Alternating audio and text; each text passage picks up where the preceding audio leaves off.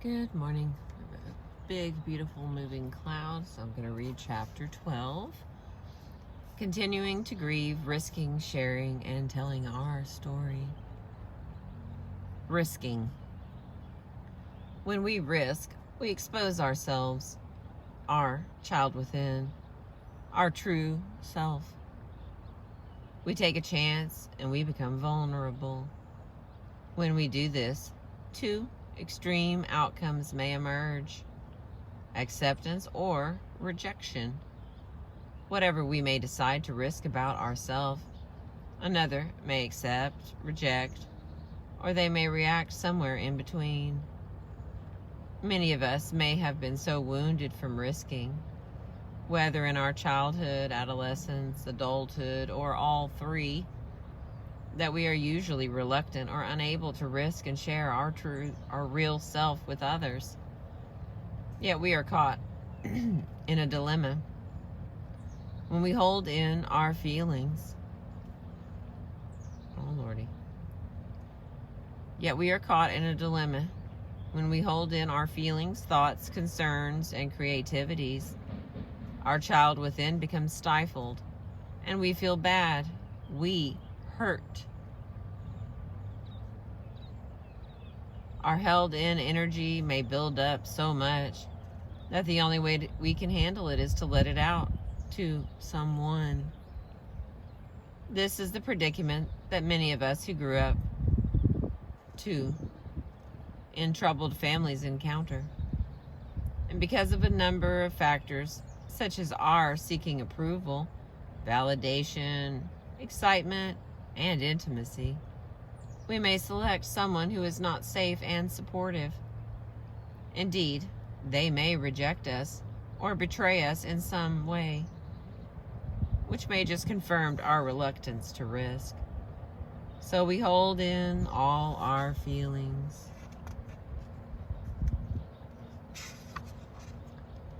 Again, and the cycle continues.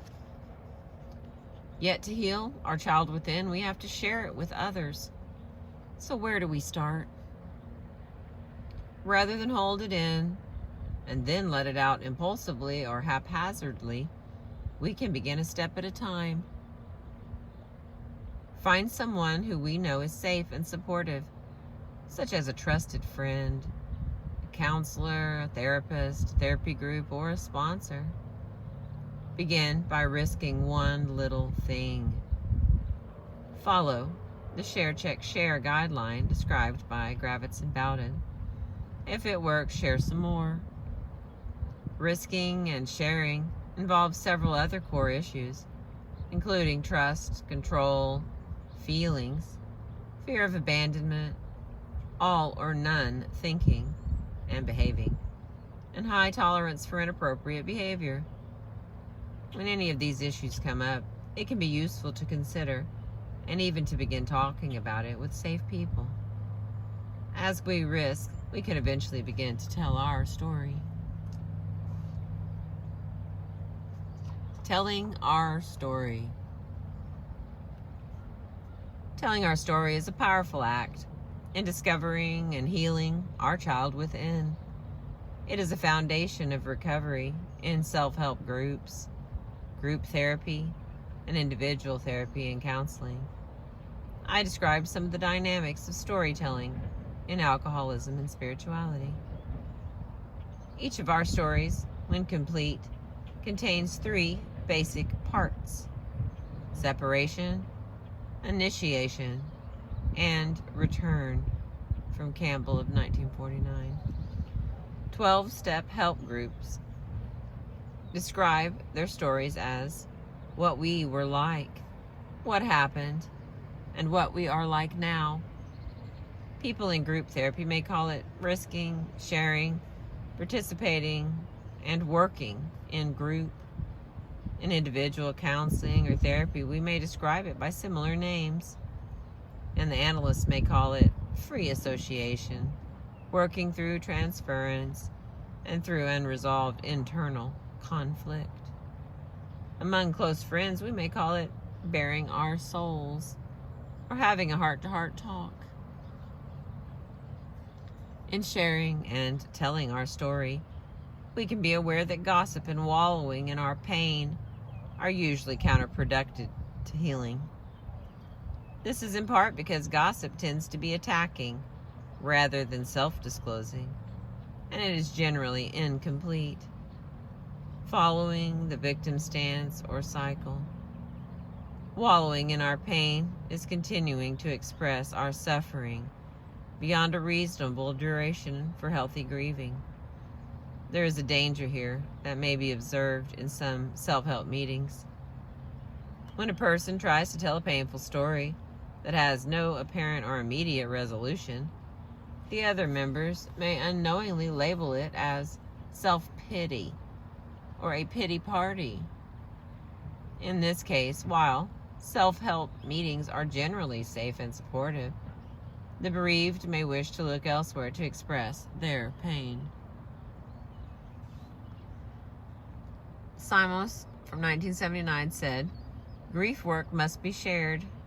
In sharing, however, there must be no impatience, censure, or boredom with the repetition, because repetition is necessary for catharsis and internalization and eventual unconscious acceptance of the reality of the loss."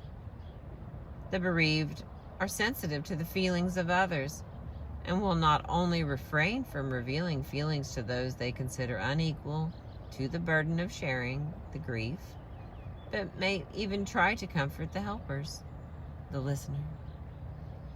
Our story does not have to be a classical drunkalogue or a long in length. In telling our story, we talk about what is important, meaningful, confusing, conflicting, or painful in our life. We risk, share, interact, discover, and more. And by doing so, we heal ourselves. While we can listen to the stories of others, and they can listen to ours, perhaps the most healing feature is that we, the storyteller, get to hear our own story. While we may have an idea about what our story is whenever we tell it, it usually comes out different from what we initially thought. I have illustrated our story in Figure 2, starting at the point on the circle called contentment. We can forget that we are in our story. Eventually, in our day-to-day life, we experience a loss, whether it be a real or a threatened loss. The stage is now set for both grieving and growing. In Figure 2, I have summarized most of the initial pain of our grieving as hurt. And when we feel hurt, we tend to get angry. At this crucial point, we have a possibility of becoming aware that we have experienced a loss or are suffering and upset. And here, we can choose to make a commitment to facing our suffering and grieving head on. We can call this cycle of our story as a completed one, or the hero-heroine's journey. Or we may remain unaware of the possibility of working through our suffering around our loss or upset. We may then begin to build up a resentment, to blame ourselves, which eventually leads to stress-related illness and to more prolonged suffering than if we had worked through our upset and our grieving in the first place. If we can call this cycle the victim cycle or the martyr-victim stance. If we commit to work through our pain and grieving, we then begin to share, ventilate, participate, and to experience our suffering. We may need to tell our story in such a fashion several times, periodically, over a period of several hours, days, weeks, or even months, in order to finally complete our story. We may also have to consider it in other ways, mull it over, dream about it, and even tell it again. While this has been painful for us, we are now complete with our upset or conflict. We are free of its pain. Our conflict is now resolved and integrated. We have learned from it. We have healed our child within and have grown. we can settle back to our natural state of our child within, which is contentment, joy, and creativity. However, to begin to tell our story may be difficult. And when we tell it, it may be difficult to express our feelings around it. And among our most difficult feelings to recognize and to express is anger. Anger is a major component in grieving and in healing our child within. So here's a picture of the chart.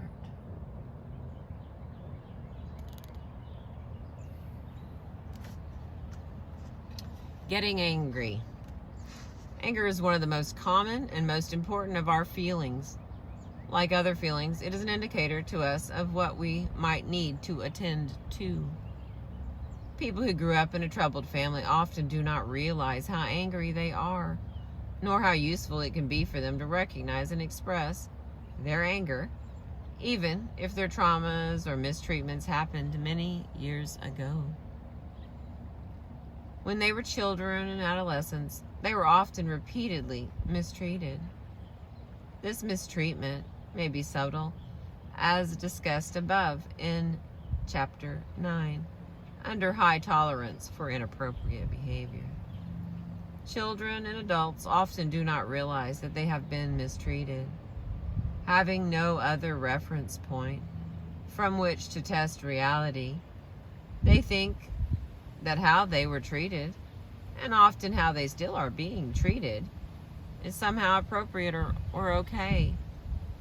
Or if not appropriate, that they somehow deserve to be so mistreated.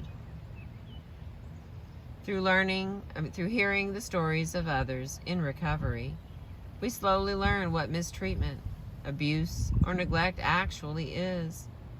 In recovery, in group therapy or individual therapy, becoming and being aware of our feelings and expressing them is shown to be a distinct advantage in eventually living a successful and peaceful life. As we discover our mistreatment, we can begin the necessary and freeing process of grieving and mourning. Becoming aware of our anger and expressing it is a major part of that grieving process. One of the few deficiencies of some of the 12-step self-help groups is their hidden fear of feelings and emotions, especially painful ones. There is even a saying, HALT, H-A-L-T. Don't get too hungry, angry, lonely, or tired. The newly recovering person can just as easily take this to mean hold in your feelings, as to its more accurate meaning, take better care of yourself so that you can help prevent being overwhelmed by these feelings. Many people in recovery are afraid to express their anger. They're often fearful that they might lose control if they really get angry. Then they might hurt someone, hurt themselves, or something else bad might happen. Were they to pursue it, they would often discover that their anger is not a superficial upset, but is actually rage. And to be enraged is scary. It is normal to be scared over becoming aware of and fully expressing our anger. Often, accompanying being angry, there may be somatic or nervous symptoms, such as trembling, shaking, panic, loss of appetite, and even a feeling of excitement. It can be freeing to get in touch with and express our anger. Yet in a troubled family or environment, the healthy awareness and expression of feelings is discouraged and may even be forbidden. As a child, adolescent, or adult, we experience a loss or a trauma, whether real or threatened, and from that experience, respond, most basically, with fear and hurt. However, in an environment where feelings can't be expressed, we feel as though we caused the loss or trauma. We feel shame and guilt, but neither can these be openly expressed. So we may then feel even more angry. And if we try to express that, we are squelched again. With repeated stuffing or repressing of such feelings, our child within is left feeling confused, sad, shameful, and empty. As these painful feelings build and accumulate, they begin to become intolerable, with repeatedly nowhere to ventilate them. Our only choice seems to be block them out as best we can, to become numb. We actually have 4 additional choices, which we may learn as we grow older. Number 1, to hold it in until it gets unbearable. Number 2, unable to let it go, let it out. We get physically or emotionally sick, and or we may blow up. Number 3, to blot the pain out with alcohol or other drugs. Or number 4, to express the pain and work through it with safe and supportive people. Blotting the pain out with alcohol or other drugs, whether prescribed by a physician or self-administered, is generally not effective for long and may be dangerous, in part for the child of an alcoholic parent or grandparent, because of the tendency of alcoholism and other chemical dependence to be familial or possibly inherited in such families. Doing so also blocks or delays healthy grief resolution. A problem is that many of us have reached out for help with our pain, and we have been given drugs to lessen the pain, rather than be counseled that we are in the process of grieving and encouraged to work through it. Holding the pain in until it gets so unbearable that we blow up is an outlet that is often modeled in troubled families. While doing so is probably more effective than drinking or using drugs to handle it, or than becoming numb, it is not nearly so effective as ventilating the pain when it happens or comes up with a person who is safe and supportive. Protecting our parents, a block to grieving. In the previous chapter, I listed 6 ways that we may use to avoid the pain of grieving. Denying our loss, intellectualizing about it, stuffing our feelings, being macho, using alcohol or drugs, and prolonged attempting to get the lost object back. In further discussing anger, we can now describe another block to grieving, that of protecting our parents and other parent and authority figures from our anger. Before and during grieving and discovering our child within, we may sense, believe, or fear that if we get angry at our parents, it will not be appropriate, or that something bad will happen. This belief and fear is perhaps related in part to the don't talk, don't trust, don't feel rule described in this book and elsewhere by Black in 1981. In Table 12 below, I list 9 ways that we as children and adults tend to protect our parents from our anger. The first way is by outright denial. We may say something like, "Oh, my childhood was fine," or "I had a normal childhood." Such was their trauma that many adult children of alcoholic, troubled, or dysfunctional families cannot remember up to 75% of their childhood experiences. In my clinical experience, however, when working in recovery, most adult children are able to work through the denial and to gradually uncover their ungrieved losses or traumas and work through them. Hearing others' stories.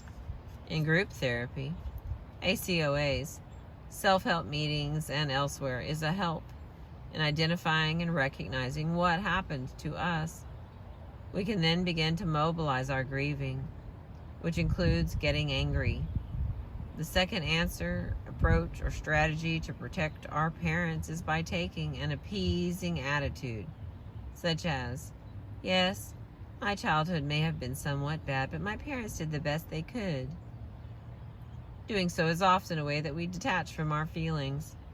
Assuming such a "why bother" stance prevents us from beginning necessary grief work and getting free of our suffering. Next is viewing the pain of our loss or trauma as being a fantasy. This one is commonly projected onto us if we do our recovery work in a therapist or oriented psychotherapy. The analyst or therapist may suggest or imply that if a trauma happened to us, we never can remember it the way that it actually happened, with the implication that it is a fantasy. Compounding the wound, this once again invalidates the pain of our child within. We end up concluding something like, it didn't really happen that way. Here's another little chart.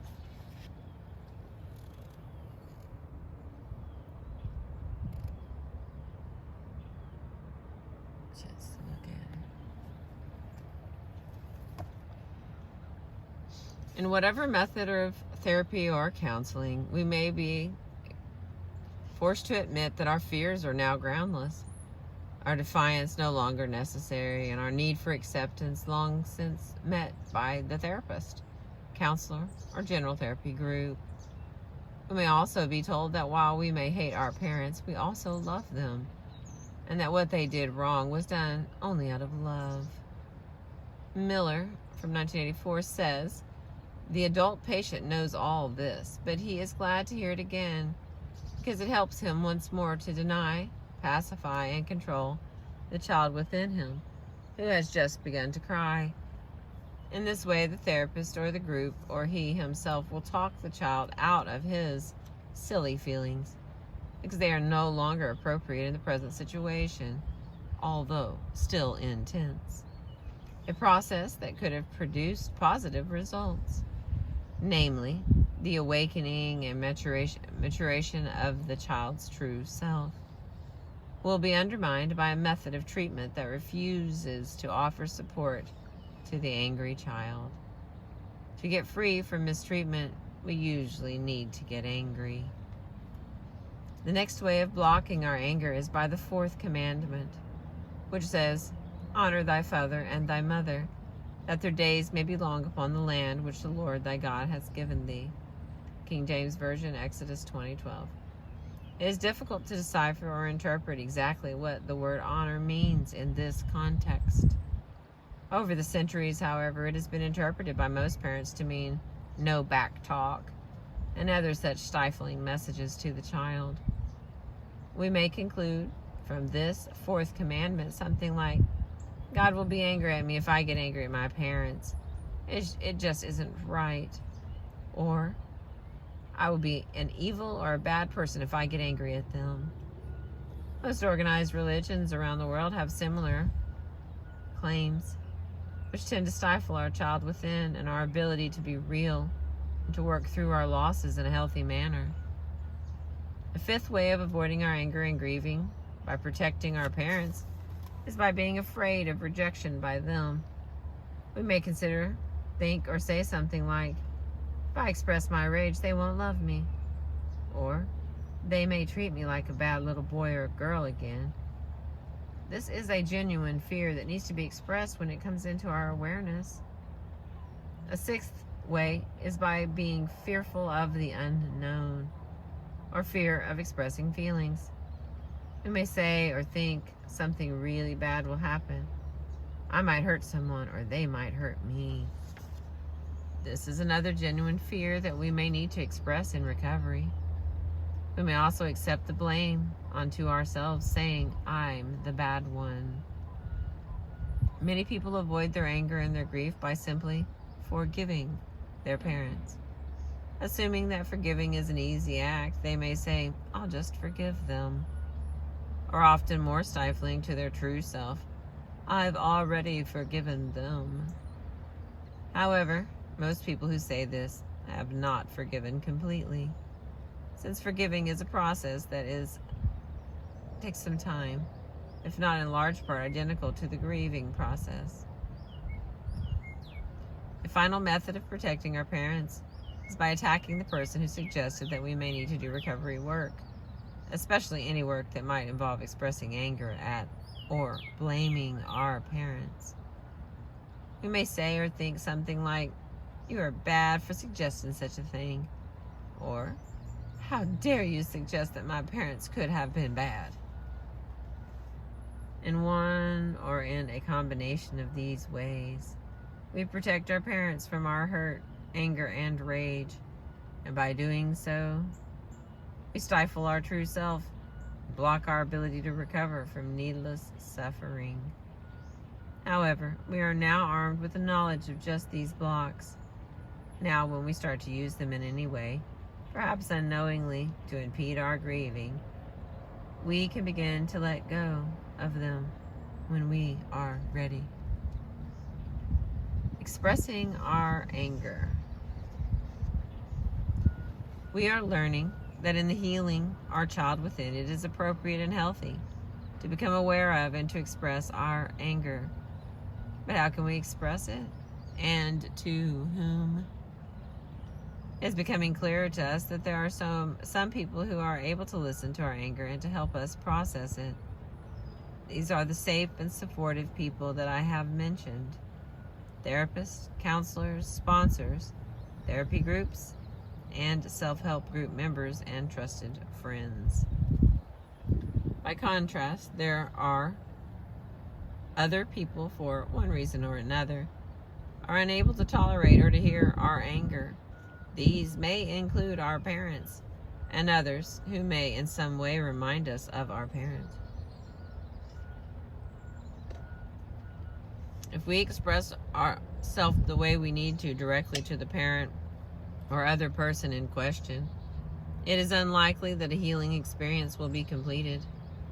The person may well not understand what we are trying to say or what we are trying to do, or they may reject our expression, our offering to risk ourselves, and we may feel confused, hurt, and powerless again.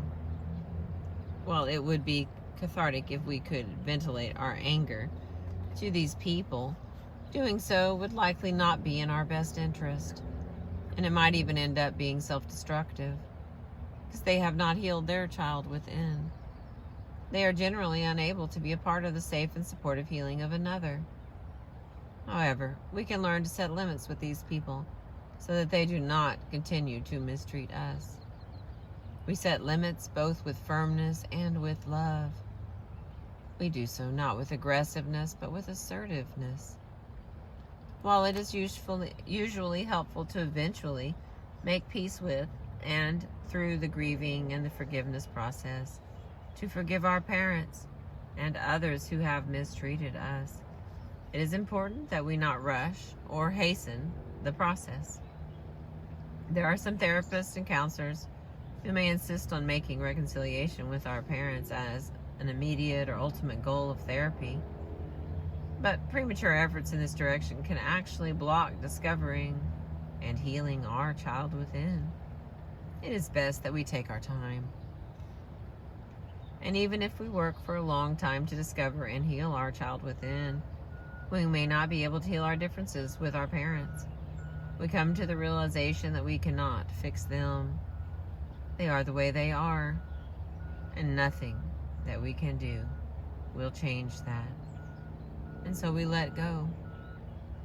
For some people whose parents or others, such as an actively alcoholic or violent or otherwise abusing person, are toxic to them, it may be helpful to separate from them for a few months to a year or more.